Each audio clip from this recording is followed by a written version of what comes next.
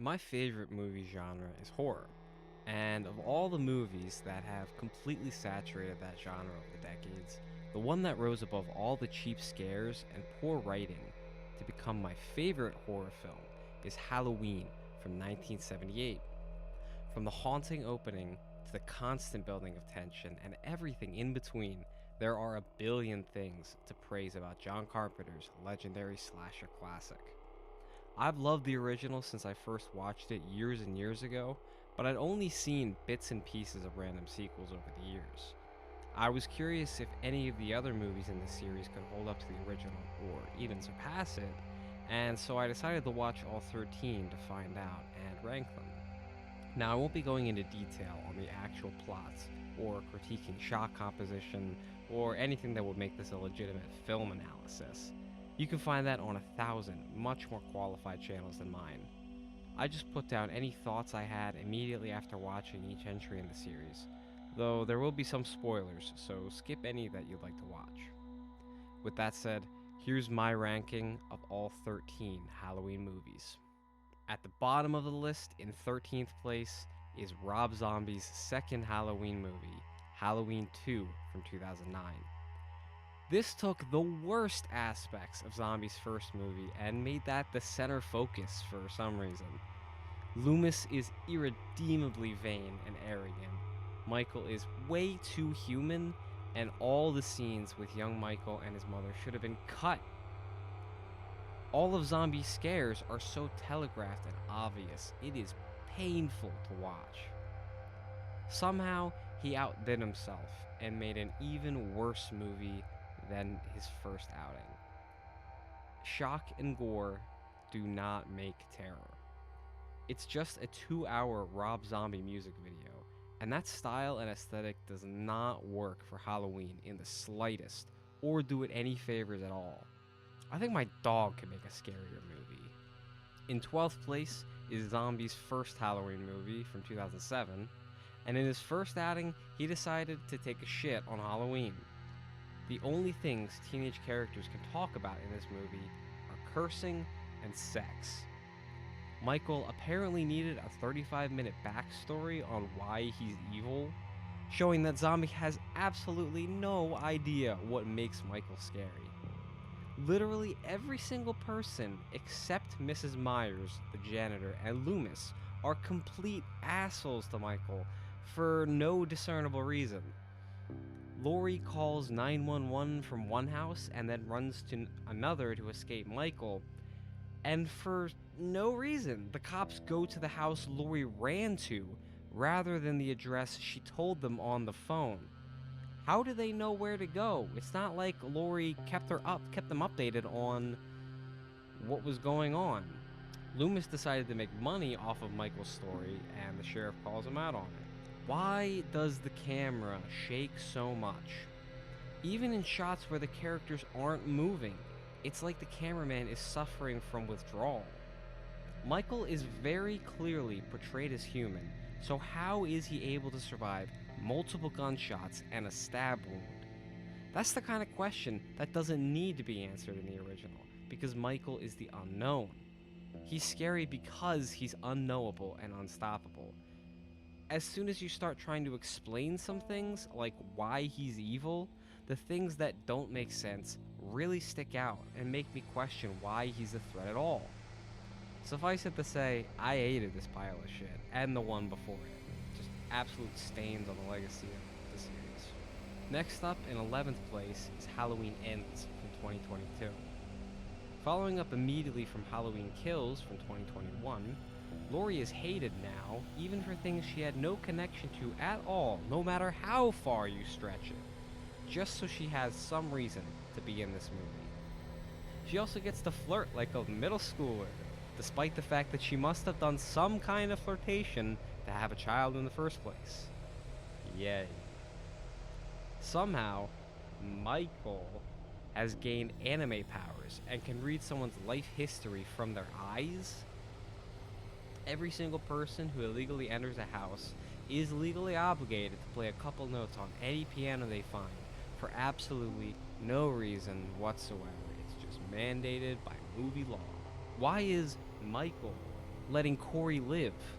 Plot armor? Why would Michael really care about passing on his skills to someone else? I was kind of rooting for Corey in the beginning, but after he wrestled with Michael, I just started wanting him to die.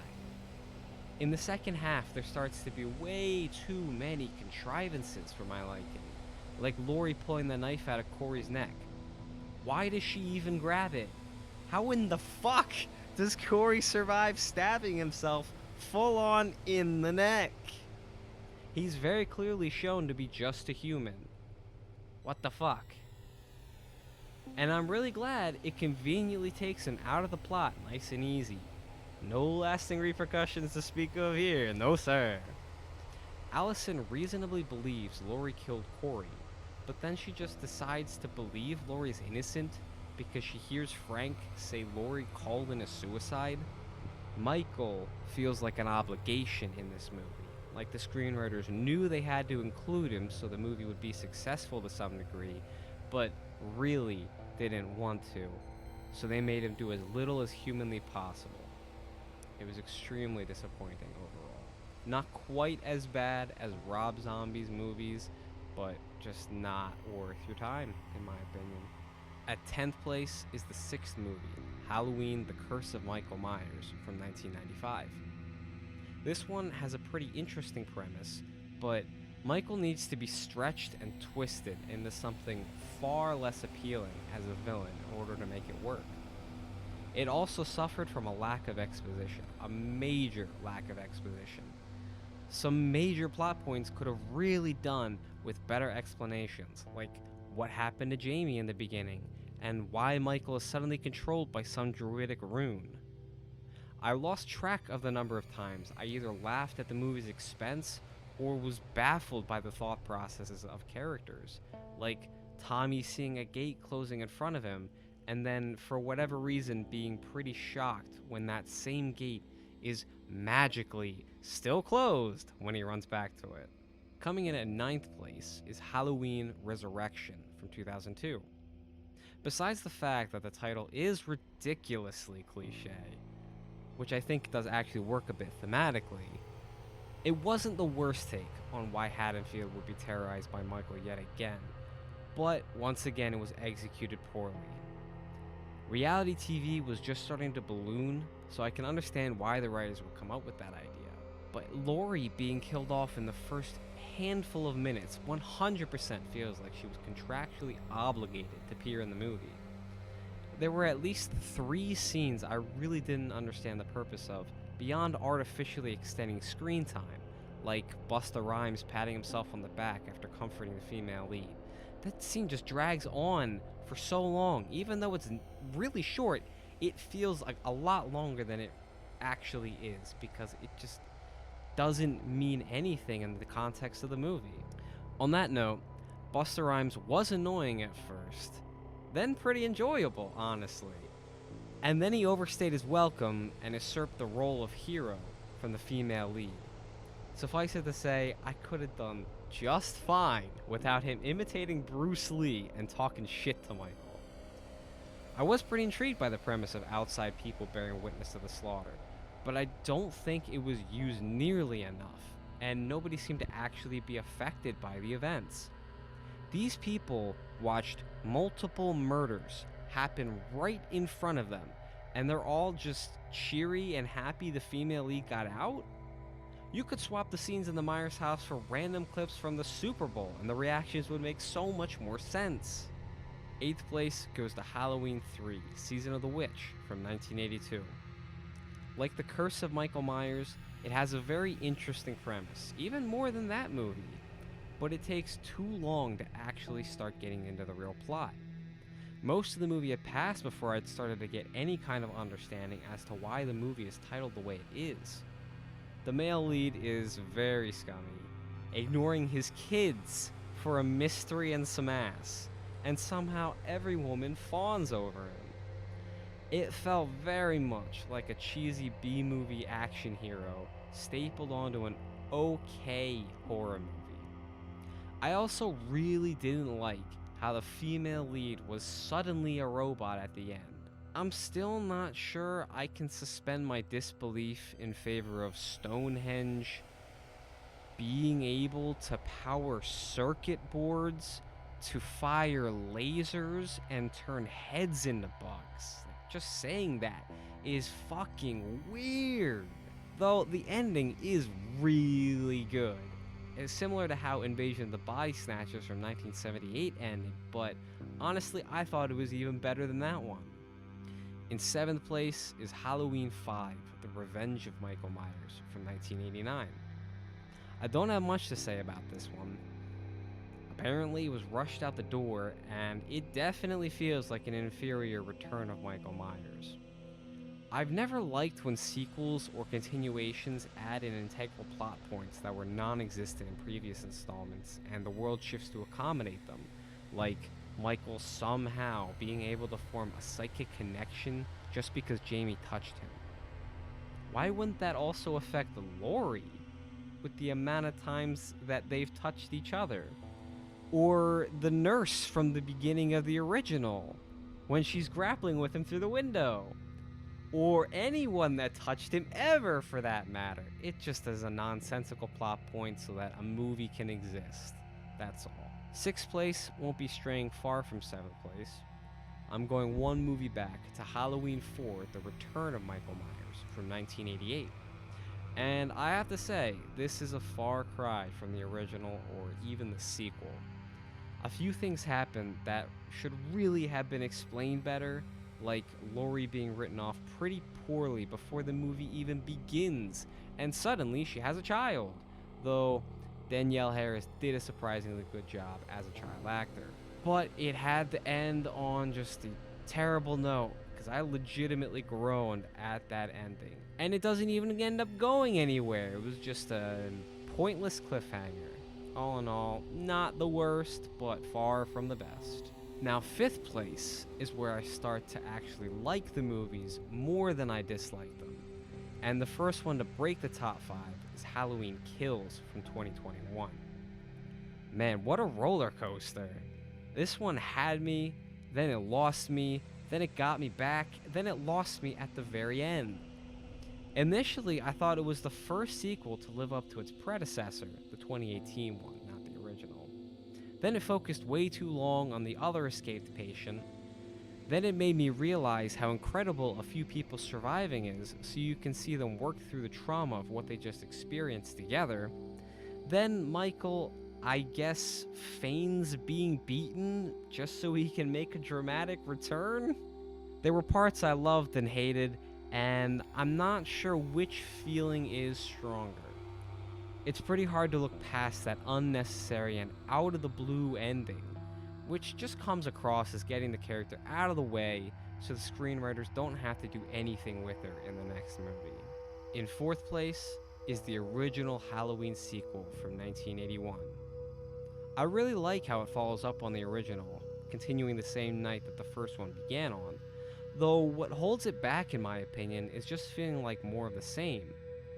On the other hand, later sequels do try to build and expand upon what Carpenter originally laid out, but in doing so, forget the essence of what makes Michael Myers terrifying. And I will always take an unknown Michael over a slapdash explanation of why he's evil. And the thing that really gets me with those explanations is they poorly explain why Michael is evil, but not how he's able to survive all the injuries he racks up over the series. If you're going to start explaining one thing, you kinda have to cover everything else, or the suspension of disbelief is stretched way too thin and people are taken out of the movie. But anyway, Halloween 2 is a pretty good entry in the series. In third place is Halloween H20, 20 years later, from 1998, or is it H2O? I actually thought it was H2O when I first saw it, because especially with the box cover looking like there's water droplets coming down, it looked like water. I'd seen this once years ago, but I was surprised to see how much tension I actually felt while watching. I do wish Ronnie surviving being shot had been worked in better than misleading the audience, and then, surprise, he's actually alive. Other than that, everything really made sense to me, and I really liked the focus on showing Michael actually doing what he does in a realistic manner, like distracting Ronnie to get inside the gate. That's something I feel is lacking in a lot of Halloweens. Michael is supposed to be just a human, sans healing factor on steroids, and so is limited by his humanity, and yet consistently does things that seem to be beyond human limits, but could possibly be accomplished, which is a huge contributor to what makes him scary as a villain. H20 accomplished what its predecessors, Season of the Witch, Return, Revenge, and Curse failed to do in my eyes: expand the world in a realistic and palatable manner. This was second place for me right up until I watched the second place entry, which I'll get into now. Second place goes to Halloween from 2018.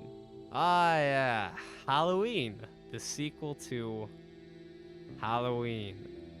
To be honest, the title of this movie is probably the thing I like the least about it. To be fair, it 100% is a return to fantastic form.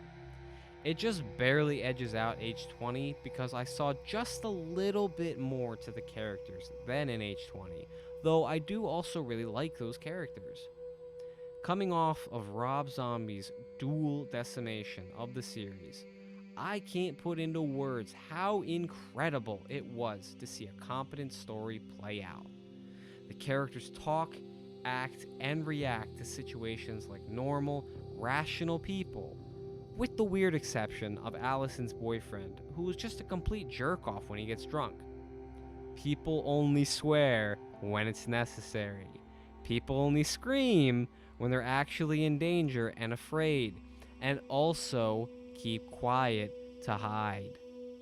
Lots of tension is built up and not released immediately, which is critical to truly terrifying someone. Take notes, zombie. Overall, this has felt like the most natural follow-up and evolution on the original. But nothing can overtake the simplistic masterpiece that is my first place pick, the original Halloween from 1978. This is far and away the best in the series, and the best scary movie of all time in my opinion. It's John Carpenter at his best, though his adaptation of The Thing from 1982 is another absolute classic. The most primal and instinctual fear is fear of the unknown, and Carpenter showed off his masterful understanding of this with a mostly faceless force of evil that could not be understood. You can't beat the simple terror of that original score either. One of my favorite scenes in any movie is when Michael's face slowly appears out of the darkness behind Laurie. It gives me chills every single time. The single thing I find weak about this movie is immediately following that legendary shot when Michael supposedly tries to stab Laurie, but somehow only grazes her arm when she's very clearly unaware that he's right behind her. He legitimately could have killed her in that moment if it wasn't a movie and Laurie needed to survive so it could wrap up. But otherwise, this movie is as close to perfect as a horror movie can be. The original is my favorite horror movie, one of my top 5 movies of all time, and is absolutely deserving of the #1 spot on my list. From the beginning of this series viewing, the original Halloween was at the top, and it never left that spot. Maybe one day John Carpenter will return to write and direct another Halloween, but until that happens, I'll happily rewatch the 1978 classic until I break the disc. And that's my ranking of the 13 Halloween movies released at the time of recording. I had a lot of fun going through the series, and while none of the sequels were able to conquer the original, they helped me understand what I love so much about the first one, and made me a real fan of the series, having seen it at its best and worst. I hope you enjoyed this, and thanks for watching.